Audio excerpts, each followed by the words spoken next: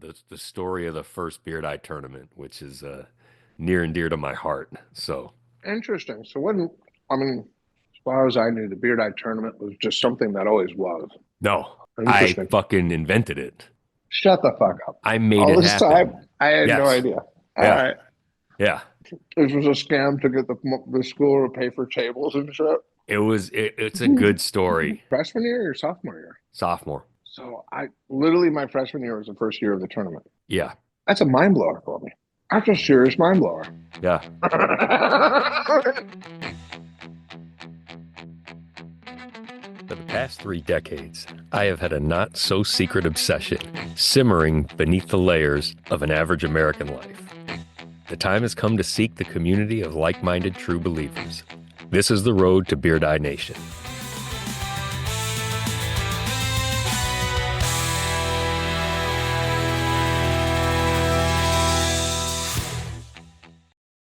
Episode Buzz, David is Goliath. Welcome to the episode. This is His Excellency, the Pope to Beard Eye, and I have to say I am thrilled to introduce the Greek Week Beard Eye episode. One, I just had a lot of fun playing and watching the tournament during my time at Lake Forest, but I think this story tells the best of what Beard Eye is. It is a game that unifies people, and I think as you listen, you will hear how Beard Eye kind of unified the school, laying the foundation for the place where the ladies of episode 86 Buzz Biz 309 ran a sophisticated Beard Eye speakeasy in their dorm room as the game reached its peak of popularity at Lake Forest, before ultimately succumbing to an administration wanting to elevate both the quality of the student body and eliminate drinking games from the culture, only to, of course, see Beard Eye replaced by beer pong. I mean, there was definitely sort of when we think about the three or four fraternities that were on campus, there was sort of that machismo, right? And there was like that sort of ambiguity of which one is the best one. Like how do you kind of figure out between the others, like who is actually the best one? And I feel like whoever had the die champions each year, that was sort of a quantitative, like, yes, that is the fraternity that owns that title. And so not only were you trying to win it for your partner, but trying to like bring that home was such a huge honor, knowing that like your house had that. Because I mean, like I never won that tournament. Yeah. Never won it. Oh Never yeah, won no, I know. I think I lost the first round. My trouble with that, I never could find the right I couldn't get in the groove. I always felt like right, too much right. pressure. You know what I mean? Like Yeah, I was no, like, it's you play the first couple rounds tight yep. before the beer kicks in. You need a little of that beer to kick in, right? Yeah, yeah. And then I was always like, oh my gosh, I want to win so bad. It was the games where I was playing with people where it was just having fun. That was when I would play. Thing was like you kind of always talk about it'd be great if we had a Beard Eye tournament. Why don't we have a Beard Eye tournament? And the seniors in our fraternity, because remember, like there was a generation gap where we really didn't have anybody in the class ahead of me. I think we had 2 guys. So our fraternity at the time was all seniors and all sophomores, right? And so they were like, you can't do that. It'll never work. It won't, you can't do it. And so I was representing us on Greek Council, and the Greek Council president was a guy, he was the captain of the hockey team, didn't play Beard Eye, but also didn't give a shit and wanted ideas for something to do just to be different, like not have it be stale. And he's like, yeah, we'll do this. Well, the thing about it was you can't like bring that up in the meeting that the campus activities supervisor is in, right? So we had to have all these conversations like off the books, and we had to fund the Beard Eye. We were going to have to do it completely outside of the actual meeting. So we had to have a fake event going on, right? We had to have an official event. And then that was like the front for the Beard Eye tournament that was going to go on. And so the Beard Eye tournament, like the people were going to have to pay cash. We were collecting cash because the Beard Eye tournament was going to fund itself. And the Greek Week stuff was going to be paid for out of the Greek Council budget, right? So he and I drove to Mundelein. So the front that we came up with was one of your pledge brothers' dad and uncle came to roast pigs outside of the dorm. remember that day. Yes. So that morning, my big brother from the fraternity and your pledge brother, we went to the Art Institute. We had a project, an Art Institute thing for our art class in downtown Chicago. We Okay. went, then we drove from the Art Institute to some place on the far west side. And of course, me not really being from Chicago, didn't realize I shouldn't take Madison all the way from downtown. Yeah, that was a big one. You That saw was an some stuff interesting on that drive. trip, I Interesting can tell drive. you. Yeah, and Yeah, interesting yeah. drive. Let's leave it at that. And so That so made we you we get these happy. pigs, we put the pigs in the Camry, we Okay. drive back to campus, and then from there, me and the Greek Council president, we drive out to Mundelein to Armanetti's because it was you could get cases for Buzz 50 a Okay. case, right? No. There instead of going to Jerry's where they would be like 9 or 8 if you're lucky, right? But in bulk in the quantities we're talking about, you need a discount. He had like a the OJ Simpson Bronco, basically. He had one of those. We fill that thing with beer and we fronted the money. Like we Okay. fronted it. We went out, someone went out on a limb. I don't know if it was him, me, or what we did, or Greek Council went out on a limb for it. And we're driving back and we had no idea if there was actually going to be a tournament Wow. because I had put the smartest person we went to school with in Sure. charge of organizing the tournament. And Okay. their room was sort of like the hub of everything, right? That room down there our sophomore year. And so he, so I have him I talked to him about this and so Build it, they will I'll come. feed in. So, yeah, I mean, I think your whole comment on, you can't do a beer diet tournament, I think is telling because there's probably a lot of people that thought about doing this, right? I mean, we all played this game and it was people were super competitive about it, so naturally, hey, we should do a tournament. And so I think probably giving you credit was it just took somebody to be like, all right, we can actually figure this out. And that's I think you put it over the edge. But anyway, back to your comment or question. So I was sitting in Gregory with the big poster board of the bracket, and so at that point we were just waiting for people to come in. I think if I remember right, I think there was a buy-in for this thing. Am I There right, was, Hunter? yeah, because we were having Yeah. separate beer. We were having the tournament Yep. beer and Yep. then the pig roast beer. Yes. Yep. Yeah. So basically the deal was you had to come to the room, pay your buy-in fee, and then just, hey, who's your partner, etc. So I got to see like everybody filtering in, and so the biggest thing I remember about that was that people were pretty psyched about it, like, hey, this is happening. All right, like sign me up. And so it was kind of cool just to be like, yeah, are we doing this? All right, I'm in. And so, because I think we weren't sure, is this going to be is this going to be, an an 8 team bracket of all Just guys us. from our fraternity.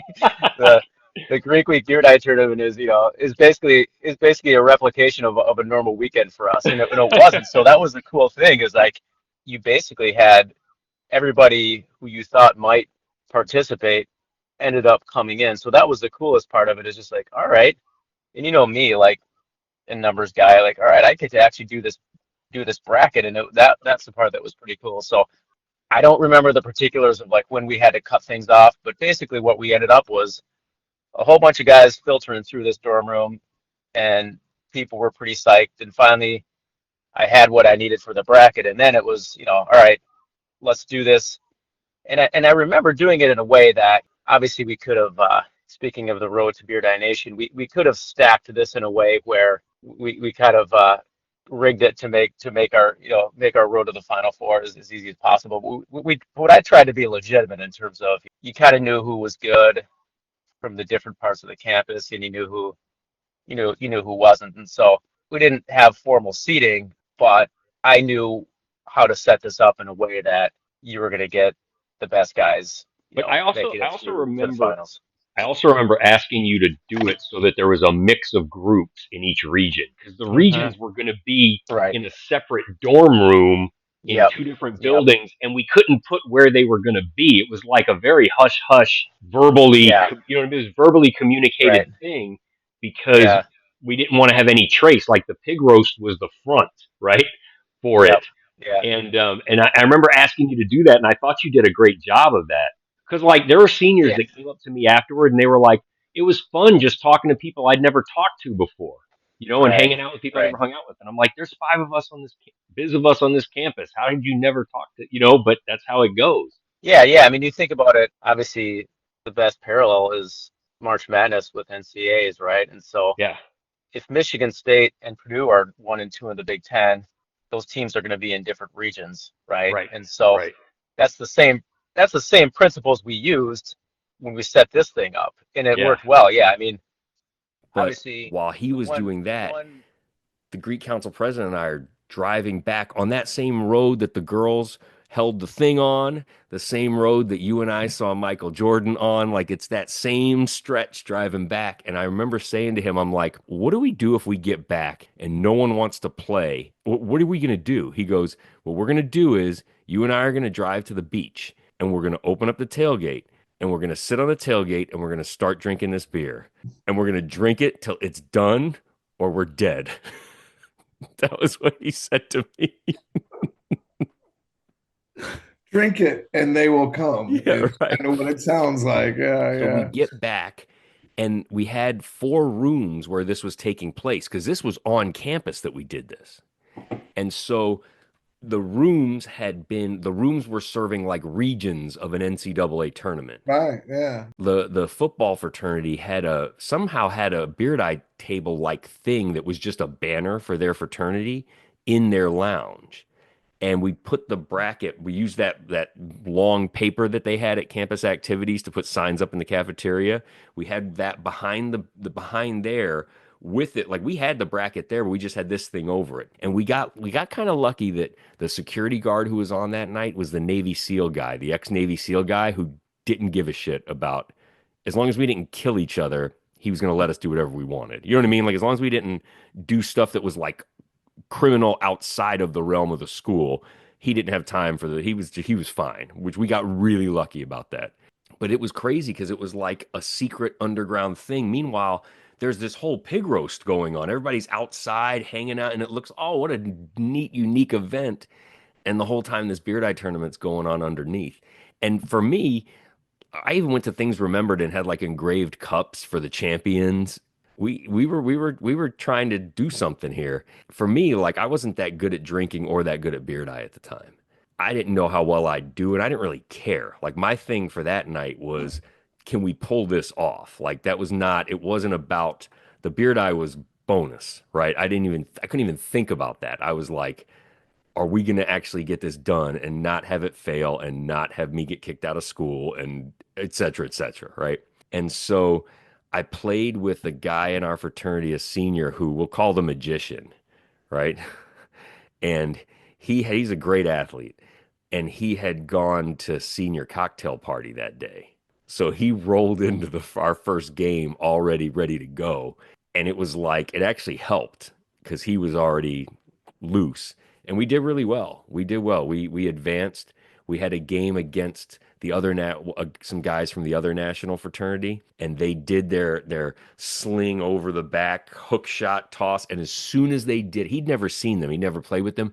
As soon as they did it, he went nuts. He's like, "What are you doing? You can't do that." He went ballistic, and that put the mental advantage on us at that point. And then we played some guys from our fraternity, one from Michigan, one from Lake Geneva, and we beat them, and they didn't expect to lose to us, and they were pissed. They were pissed. We beat them in the final four. I would imagine. Yeah, Yeah, that would piss me off too if I yeah. were that. Yeah, yeah, yeah. obviously the one scenario from that tournament myself that I remember the most was my partner and I, who we'll call him Frank Caliendo for now. I think we're using aliases here, right? We are So using my partner and I aliases, were yeah. playing. We were playing two of the probably the two best guys in In the other Delta national Phi, which fraternity, yeah, the the other other national national fraternity, fraternity, which yeah, which would have been, I think this was equivalent to the regional final, but it was like yeah, we were in their wing. yes, on We their were in their table, the wing of ice their rink dorm. table, right? Yeah, yeah, Yeah, exactly. yeah, So it was like it was an away game in an unfriendly in an unfriendly arena, and I think there might have been. I remember there was one other team from our fraternity that was there watching us, but for the most part, it was it was kind of fun because it was like, all right, we're all kind of getting our competitive It was like being in a juices sweaty flowing high here. school basketball gym, you know, Hmm. where it's just Hmm. like everybody feels like they're falling in on you, right? Yeah.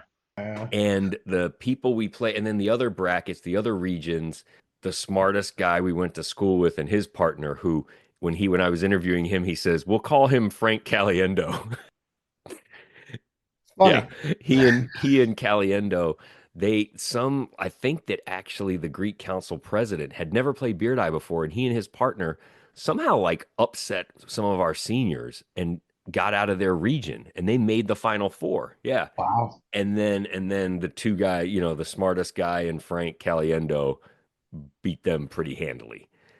And I remember when we started playing them in the championship game, the senior party finally caught up with the magician, and my being relatively new to binge drinking at that point started to catch me, and we kind of folded to them pretty quick. It wasn't a very dramatic match. We were like, we knew we were done and we knew we couldn't function, and that was that.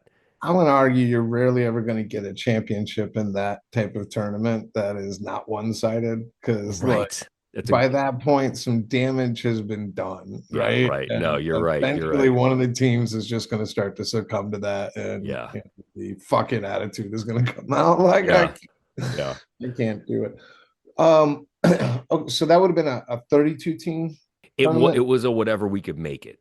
And that's Okay, why I put the smartest guy we went to school with on it, because he could set up buys appropriately and he could do it quick in his head, and he could see you know what I mean? Like he could see how it needed to be laid out fast, because you can't, you can't like it can't be perfect, right? It's going to be uneven. And you would have stuff where if someone else did it, there'd be people who were like weren't playing until the semifinals because they couldn't figure out in their brain how to make it work. So that's why I asked him to do it, because he's the smartest person on that campus, or at least God. definitely the smartest person who would have been involved with that event. So did you guys break even?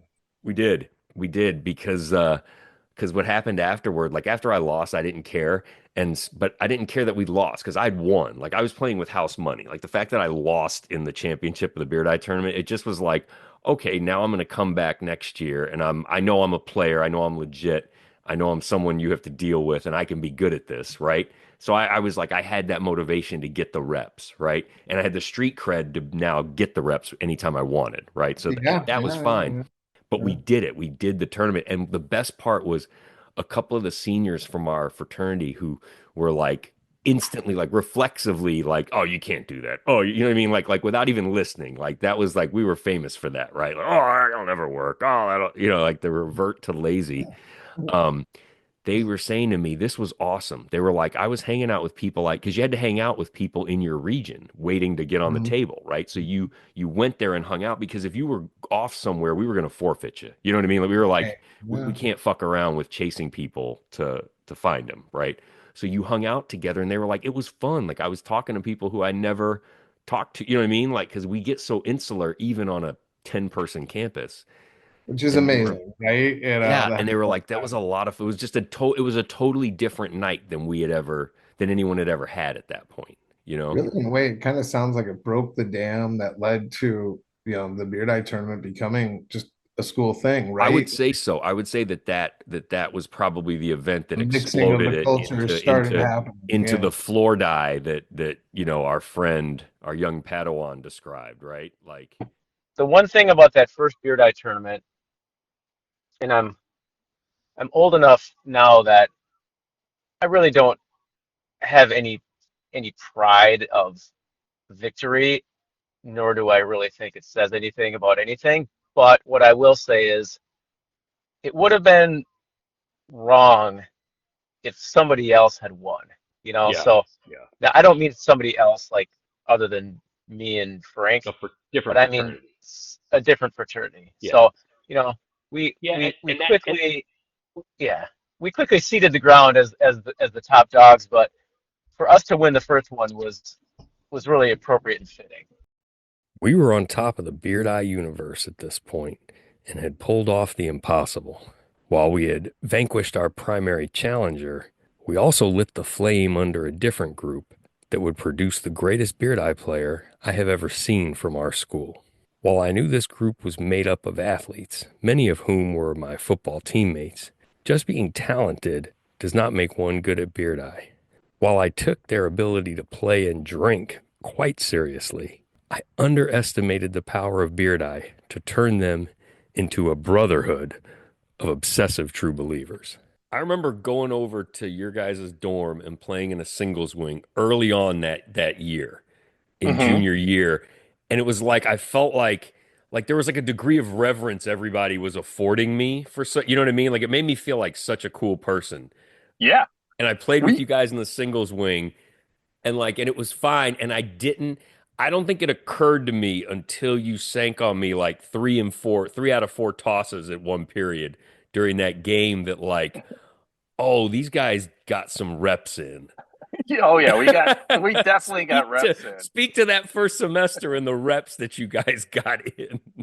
I mean, it was just I was thinking back to it, I'm like, it was just kind of like the perfect storm uh for all of us, at the college at that time because like no one was playing video games.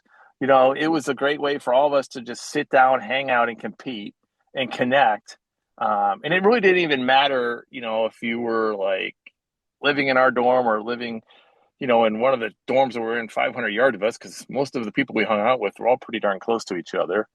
Um, it was just something that we all enjoyed doing, and we didn't really take to playing, the typical card games that most people would play when they were drinking. It was always more fun to have the uncertainty of which way that die was going to bounce and whether you would catch it or not. So we just all kind of took to it, as a bunch of guys hanging out and playing a game where we could talk. And I think it was like darts. Like people play darts when they go to a bar because they want to compete and have a couple beers. Well, for us, we were competing in something, and sometimes we would just throw the die around after class and hang out and have a good time. And even if we didn't have beers, and it was obviously more fun when you did have beers, and there were some consequences to when you got sunk on. But Right.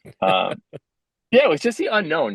Like you throw that die in the air, no matter what you think it's going to do, you don't really know which way it's going to bounce once it hits that table. So it was just fun, Yeah. and it was fun to be able to compete and connect with all those guys. And to be honest, that in that singles wing hallway is where we got like the most creative, because I remember you could play 2v2 or 1v1, and I remember like trying to spin the die when we throw it. Um, Mike and I, if we were ever playing on the same team, because we both played soccer too when we were in high school, we'd kick the die to each other if we were just goofing around playing for fun with our friends, and just challenge yourself. And I remember one time too, we were trying to find like the best chair to sit in while we were playing, and I remember going to Goodwill and looking at all these chairs. Oh, you like actually went to the store. I We thought were you in were North gonna. I thought you Chicago. were in the cafeteria picking the right one to No, steal.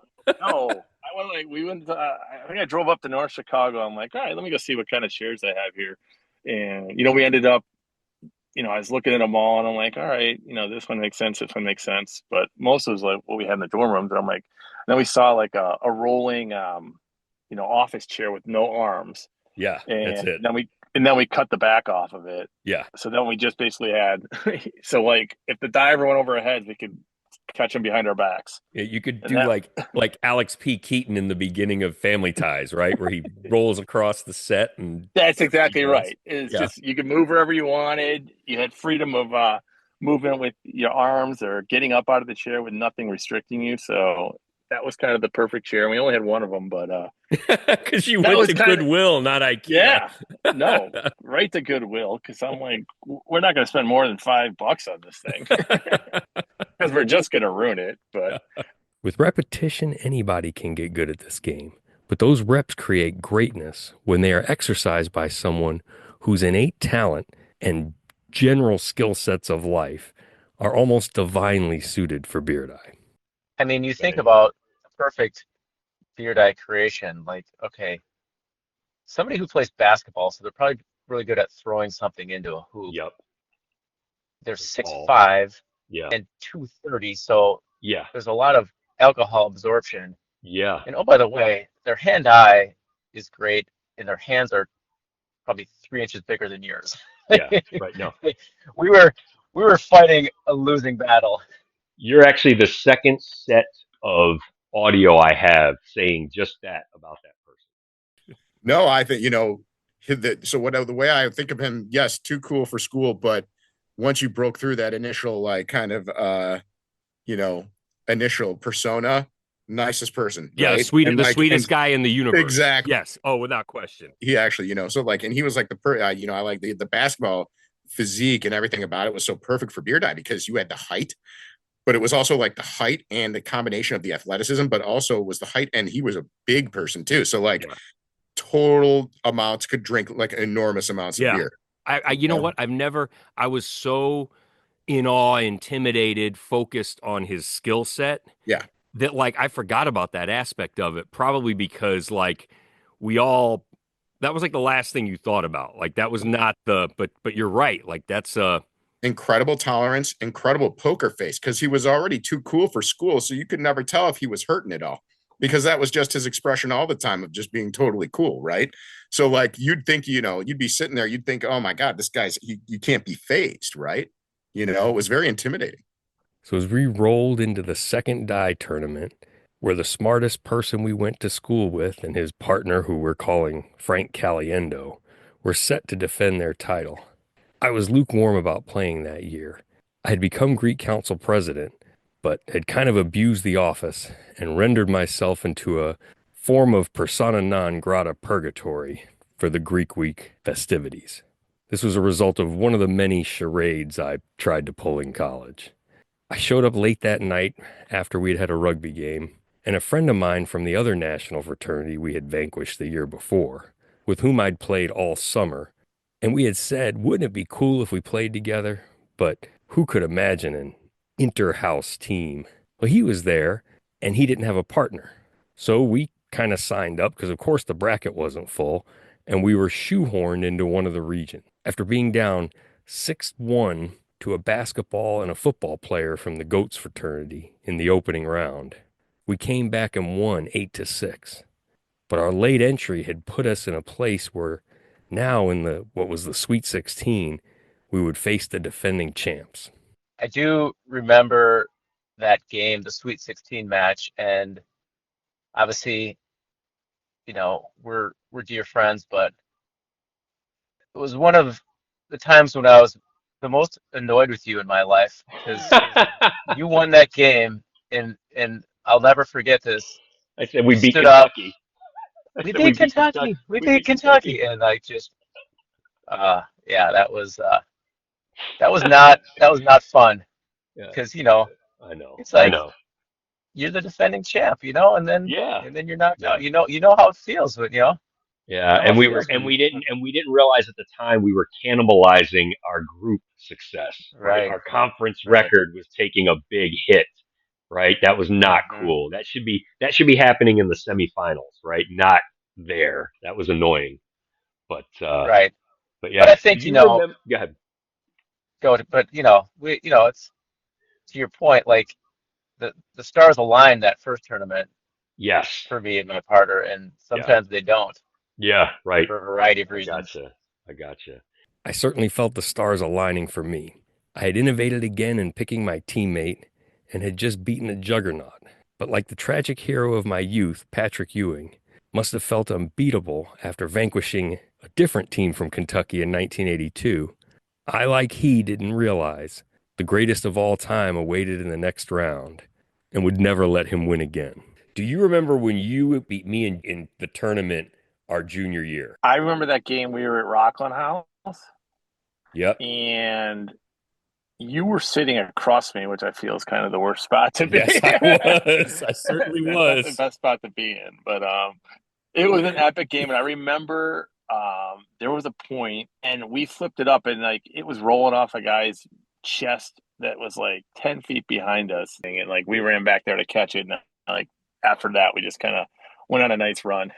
I remember that was like the turning point for us. I remember the turning point. See, I see the turning point different because I was the one who had to have windshield wipers over my eyes for the splashing. It was like I had this epiphany at that point that I was like, "Oh shit, this guy's the best basketball player at our school, and he's gonna do this every time to me." And I was like, "Oh fuck, we're not that good anymore." Like it was a moment that like I realized that it was happening, and then you just put me into a state where he and I looked like the Keystone Cops, like smashing into each other. It was like the Bad News Bears all of a Yeah, sudden. Like we fell off the cliff. it was funny. Like that was the mindset that like I mean I kind of played with. It was like we threw 15 times and I was able to sink 3 or 4 of those, and you guys scored 3 points. I still felt like I was ahead because I knew like once you had to drink a bunch of beers in a short period of time, we could collect the points a little bit later on in the game after that. Most people are throwing for middle of the table. I was never throwing middle of the table. I was on cup every throw. But you weren't missing wide, so it didn't matter. Like you almost never missed. So even if you miss the cup, if you go for the cup and you miss the cup close, you're tossing a great point Right. scoring It's kind of a toss. hidden die that's just peeking on, or you're Yeah. getting a body blow, which is kind of a win-win. Yeah. So I mean, so as long as you're not wild to the side and you aren't, because one thing that kid could do was finger roll, So Well, like you said, it was reps. Let's not kid ourselves. that's Yeah, it fascinating. was just kind of a different mindset that we played with. But I mean, the other thing too that was also unique was I was obviously left-handed, so I always just went the shortest path right down the line. So if I was playing with a right-handed player, we both could kind of throw down the line and make easy throws, and kind of a different dynamic in that sense. Yeah, it also doesn't hurt that like your hand, like we never enforced any rule that like your hand had to stay behind the cup or Right. whatever. Like we didn't think to do that. And your hand might have been 3 feet in front of the cup without your butt leaving the chair. Exactly. Yeah. So I was like, what am I doing here? Like it's so funny. Like I remember thinking, I've watched this guy torch dudes on the basketball court. You know what I mean? Like for 3 years. And I'm like, and I thought that teaching him beard eye was a good idea. Hey, I always felt that like why like beard eye was so fun because it was like the perfect way for us to be able to all connect.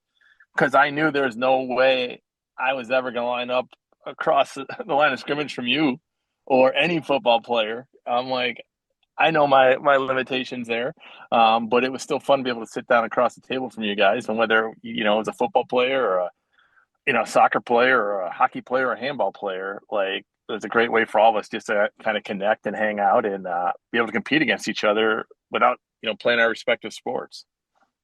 You've heard the Pope and I reference the summer we lived together in an off campus house and basically practiced beard eye for 10 weeks.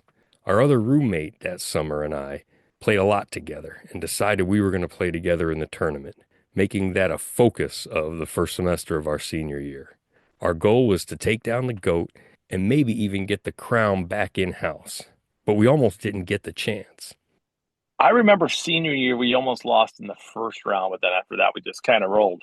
That to these freshmen. Yeah, that was funny because that was a really, let's talk about that more than you beating me, because that was a contentious game. Like that was a tight game and they had you on the ropes and you guys were so crafty. Like you did all the veteran moves, like they were afraid to call low with you guys. Do you remember the game when the GOAT almost lost to our freshman our senior year Yes, in Rockland living room? yes. Because he talked about that. I I talked about that with him, and it was and just like I will I say remember should have you. lost. Yes, yes, yeah. There were some. I remember you saying like to them, "You got to call that low," Come on, Yeah, guys. Yeah, yeah. yeah, That was an intense. The whole party was around that table at that point because like word yeah. spread It was. that they were on the ropes. That he was on the ropes. Oh, totally. And that was it was unfortunate because these were freshmen, and are you going to call low against the GOAT, who, by the way, is sitting across from you, Yeah. 6'5" with his 6'4" partner Yeah, right. staring With daggers at you. all of Like, his big meathead burly friends yeah, yelling, you know, yeah, yeah, it was yeah. intense for them. I was like, Throwing illegal tosses, by the way. I'm curious if you talked about that. I didn't go crazy because I tend to be nice to my guests, and Yeah, yeah, we're all no, 50-year-olds now, so we're friends, yeah, right? I don't yeah. have to, You guys you got to know. call that low. And they're like, I'm like, they're not going to kick your ass, guys. It's Right. okay, Like this is just a game. And but there was everybody was around, like it was in the living room at the Rockland house, Hmm. and everybody was around. It was a pressure cooker, and it was funny because as soon as they beat you guys, you got up immediately and walked to shake their hand, you know. And I was like, oh shit, he knew this was the one chance someone had to beat him. You know what I mean? Like I was watching you the whole time, Yeah, and like I was like, well, it's oh my hard. goodness. Like I mean, for like me, like a lot of people wouldn't even throw at me. So it was actually harder Yeah, to be my partner because like all the pressure is pretty much on you because every throw is coming at you. right. And it's also like at that point, everyone's on a level playing field in the sense that, no one's really had any beers yet and no one's really, taking the edge off. And it's just kind of the Yep. first game and everyone's getting settled in. But um, yeah, I mean, it could very easily, we could have very easily lost in that first round. But it was funny because that the senior year, we talked about it for a while because we knew we made a mistake. Like we beat, I want to say it was like, Okay. and we beat them in the Elite Eight, and we faced you in the semis. And I hated the room where you had beaten me the year before. We had just played in there because the table was way higher than in the living room. You Which know, room did we play in the year before that? the year before that we played in that dining Okay. room, right? And then this year it was down in the semifinals, and I was like, hey, why don't we just wait till the other game gets done and we'll play in that room? And you were like, cool. And the four of us sat there. I think you and I like cracked up their grill and started making burgers, Sure. Why you not? know? And we were hanging out, and the other game turned into this like 11-9 marathon. Hmm. And we were sitting there like, and so the buzz wore off, everything wore off. And I think we were just tired, and you guys destroyed us. But it was like the quickest, it was like it was like we were starting fresh again, but without any excitement. It was just the dumbest thing. And Dell was like, we should have played them right away because we were hot. You know what I mean? We were feeling it. And at least it would have been fun. Even if we had lost, it would have been like a game we would have remembered, not like, fuck were we doing, you know? Yeah. Like, I remember I had like a rugby game the next day, and I was like, what am I doing here? I needed to be in bed like 2 hours ago. And I wouldn't have been in bed 2 hours ago, but it would have been a better result and being in bed at the same right. time, If I'm probably. going to stay up, I'm at least make it worthwhile. Yeah, right. No, I mean, to be honest, the games I remember most are versus you guys from the tournaments, even though they weren't necessarily always the finals. Yeah, Just because, like, that makes me feel good. yeah, I mean, like, you guys obviously were playing long before us. So, It seems like every great championship run has an early scare, and we always remember the losses or near losses in more detail than the wins. The same way, number 33 would lose every time he played in Chicago. The same was true of this kid from Broadway, playing about that many miles north of the second city. If I apply the biblical analogy most often used in sports reporting, I imagine that we were the vanquished Philistines. We had underestimated our rivals. But damned if the guy across from me was David, because he sure looked like Goliath. And if he was Goliath, he was pretty crafty slinging rocks, one after another, into my cup till it runneth over.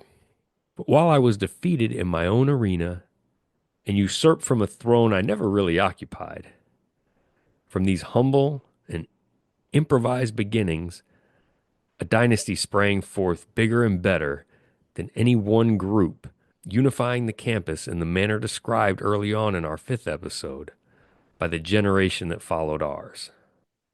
Just thinking out loud here, but we probably never talked through the storyline of the my senior year, the fourth year of the Beard Eye tournament. You would have been graduated and living in Chicago at that time, so I don't know that we ever really talked through it. But to me, going into that senior year, I was so frustrated. I had been dismissed in the first round every year, my freshman, sophomore, junior year. You know, I, like you, had spent summers kind of just playing Beard Eye and honing my skills. So I was just really disappointed in my tournament performances generally. There was some degree of street cred and that sort of chip on the shoulder that I had just because I had zero tournament wins. It just pissed me off, and I knew we were better than that, and just knew that by how well we could dominate a table, just about any time, anywhere, any given night. But when it came to the tournament, I hadn't won a single game. So Bushy and I just dedicated ourselves to winning the tournament. And when the tournament came, I went in feeling pretty good about our chances. We knew how we were going to play certain tosses. We had different responsibilities, just the type of trust and beard die IQ, I guess, that only comes from playing it with someone every chance you can get for a couple of years. But the other interesting part is that like the quantity of teams and the quality of play generally had been elevated everywhere on the campus. So there's just no way to win the tournament without the stars aligning, right? So but to hear your description of the first tournament and remembering being sequestered in the, secret underground tournament hosted in people's dorm rooms on campuses my freshman year, and then going off, to the off-campus sort of Rockland house for a couple years, and then to my senior year, which took place in, I couldn't tell you where exactly in Lake Forest it even was, but it took place in some giant wedding-sized party tent off to the side in the yard of one of these huge big houses, estate type things in Lake Forest. There were like 8 tables set up there. I just remember walking into this tent and being like, "Oh, this is a kind of a big deal this year," and then like wondering like, whose fucking house is this? It was crazy. I remember thinking like, are we trespassing? But I was just like so focused on what I was there to do, which was win that tournament, that, you know, make sure we're returning the title to the fraternity and, but more than anything, personally, just end up with a positive tournament record. I needed to win 4 games straight that night. As for the actual gameplay in the fourth tournament, I couldn't tell you who we played in the early rounds, but just genuinely, they were pretty easy games. What I remember most about that was that the first catch of the night. Um, when I caught it, there were no nerves. I felt loose, and I think that just we just went to town from there. We were fully confident, feeling good, ready to play from quite literally the first toss of the game. And so, with 2 quick, easy games under our belt, I think we were seeing the window to the championships, and the stars were aligning for us there as a result. And then we had a challenging game in the third round, and that might have gone to overtime. But more than anything, my takeaway from that game was that we drank a lot, and so it had caused some damage. But there's only 2 games left now, and you can see the road to the championship. And you're not going to win it without doing some drinking. So I think we went in feeling pretty good. But as soon as that game was over, we went straight to the table to play the semifinal, and that was going to be against a younger but same fraternity team who we had probably played dozens of times before. And I remember kind of being cocky sitting down, thinking this is okay. This is just the next game on the road to the championship. Uh, and then that game just turned into an absolute brutal slugfest. I know I went into it cocky, but I came out of it pretty humbled. I still remember. I don't think they won the title, but two guys. I think it might have been like the semis, maybe even the finals. And we were at that guy's house. I mean, dark outside, and obviously long day, long night. And I'm pretty sure like they couldn't even see. Like the greatest catch ever. I think it bounced off one, hit another. And let's face it, Seeks, even back then, was not the most athletic specimen that existed. But seeing sort of his cat-like reflexes come off that chair, bounce it up in the air, over to Bush, I was like, wow, that's a pretty like the whole. I mean, at that point, it was just I think it might have been the semis of the finals, so there weren't a bunch of games going on. So everyone was crowded around it, and just that being sort of the talk of that night of how great that catch was. It involved both of them. Um, I don't know. I don't remember who if they won or didn't. I'm sure they would know. Little known Beard Eye Tournament fact I didn't connect until I was mixing this episode. One of the freshmen who took the GOAT into OT during the tournament my senior year was one of the sophomores who took the Pope way into OT the next year. And that game went into super extra, like I think ended up being like 18-16 type win where Bushy and I overcame those guys on that. And there was times where you were doubting what, like, am I gonna really lose to these guys in this game at this? But the crowd, there was betting going on, Hunter, like on what was going to happen. Dude, are you kidding me? No, there was betting happening. Like I've never heard of that.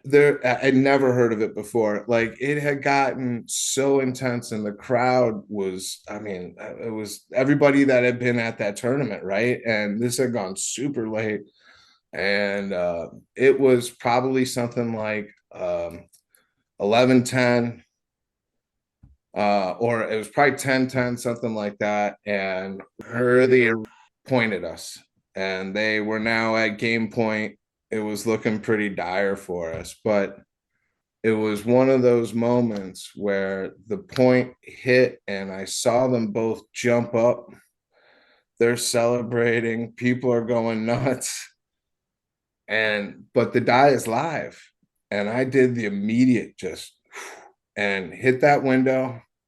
And I heard that perfect sound, which is that die hitting just the end of the table, just that one corner of the die hitting the table and then dropping onto the ground, and got that point back before they even realized like what had happened to them.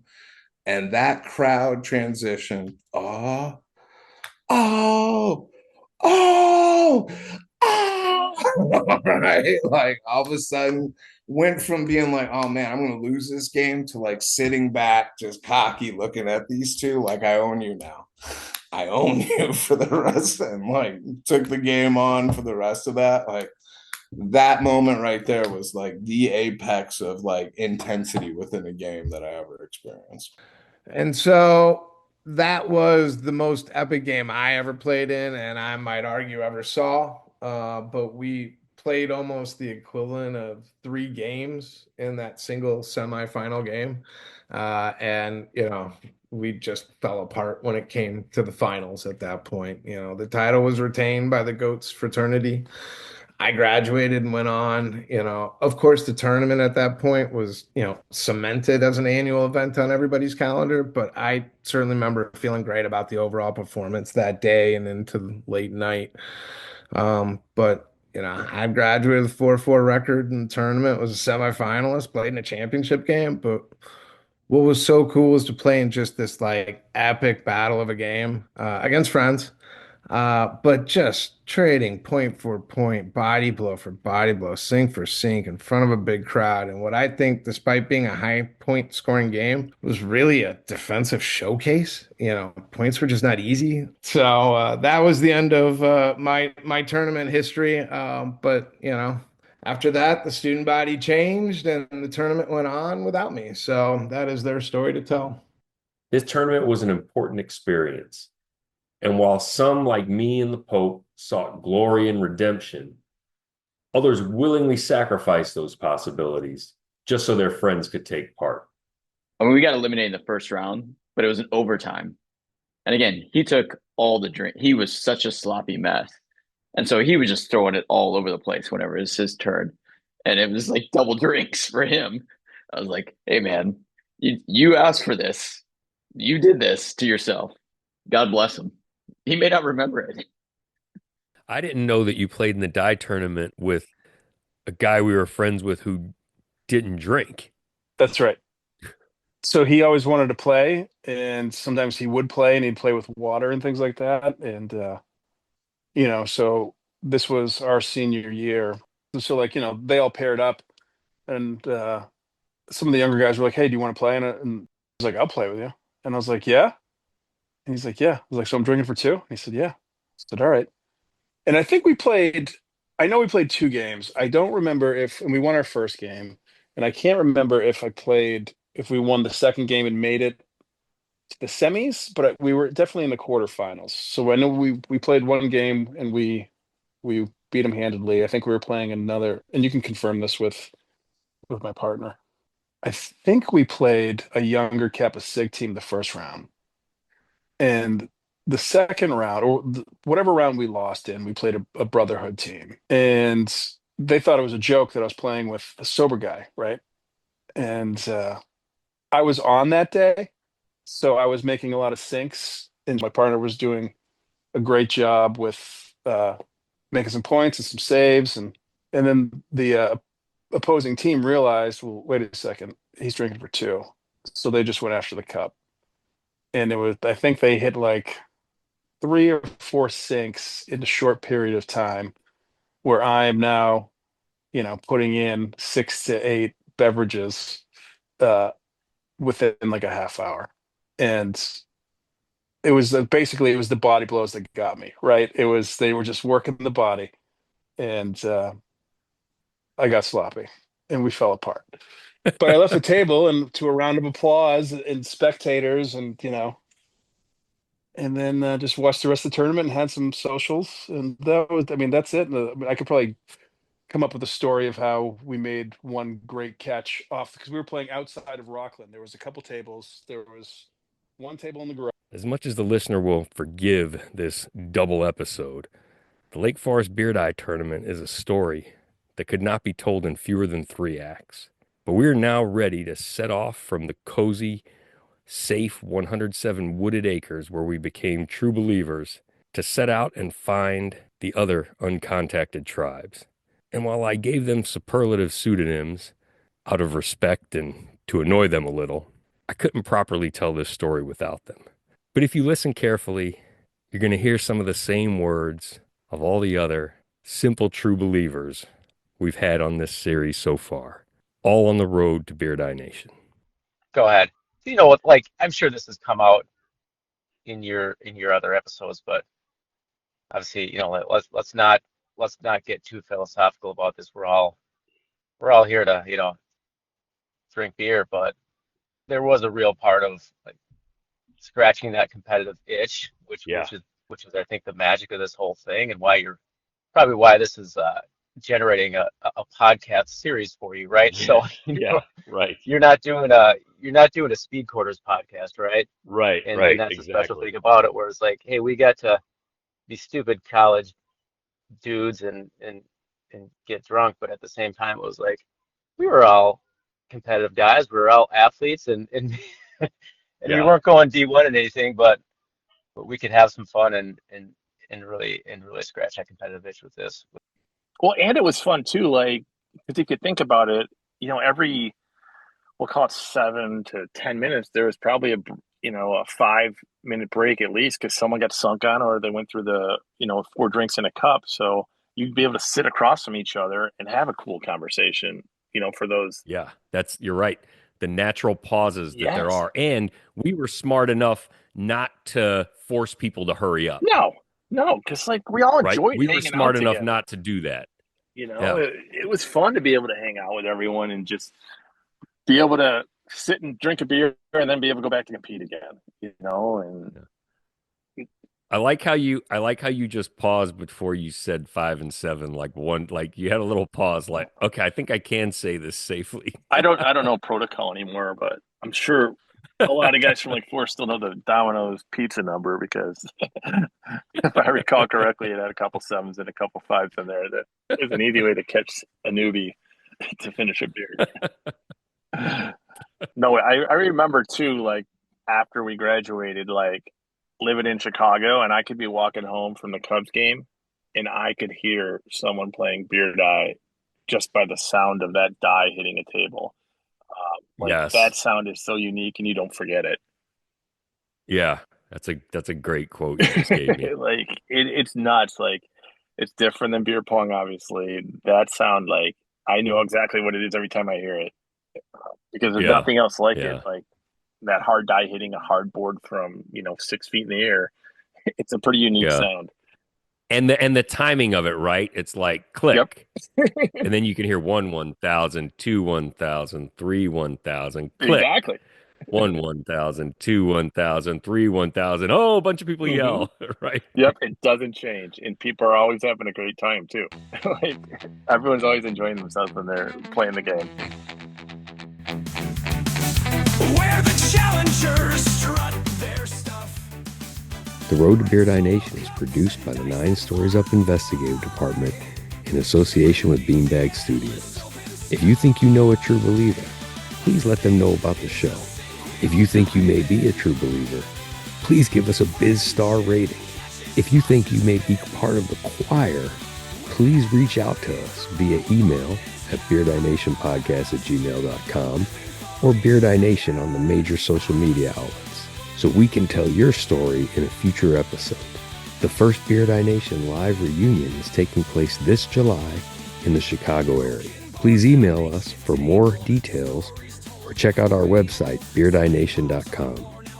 As always, I'd like to thank the Choir of True Believers for their friendship, and especially the Pope of Beard Eye for hosting the first half of this episode and never being afraid to shine the moral light on my shady modi operandi.